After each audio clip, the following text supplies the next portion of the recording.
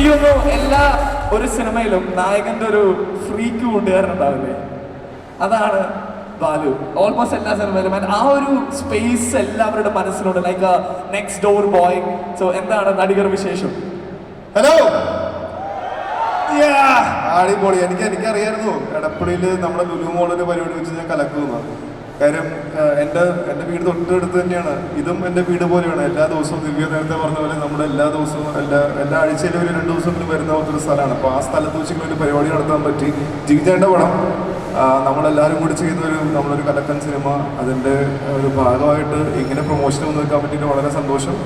കൂടുതൽ തള്ളിമറിക്കുന്നൊന്നുമില്ല. 3-ാം തീയതി പടം ഇറങ്ങുകയാണ്. നല്ല പടമാണ്, നമ്മളെല്ലാവരും കണ്ടതാണ്. വളരെ ഹാപ്പി ആയിട്ടുള്ള സിനിമയാണ്. സോ ഡെഫിനറ്റ്ലി പടം തിയേറ്ററിൽ പോയി കാണാം. Thank you.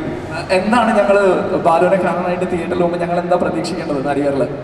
എന്നെ കാണാൻ മാത്രമല്ല, ശരിക്കും ഈ പടം ഇപ്പോൾ ഈ പോസ്റ്ററൊക്കെ കാണുമ്പോൾ ഭയങ്കര അടിച്ചുപൊളി മാത്രമായിട്ടുള്ളൊരു പരിപാടിയാണ്. പക്ഷേ നമ്മൾ ഒരു സൂപ്പർ സ്റ്റാറിൻ്റെ ജീവിതത്തിൽ കടന്നു പോകുന്ന അയാളുടെ ജീവിതമാണ് മൊത്തം നമ്മൾ കാണിച്ചു പോകുന്നത്. അയാളുടെ അപ്സ് ആൻഡ് ഡൗൺസും കുറേ കാര്യങ്ങളാണ് കാണിച്ചു പോകുന്നത്.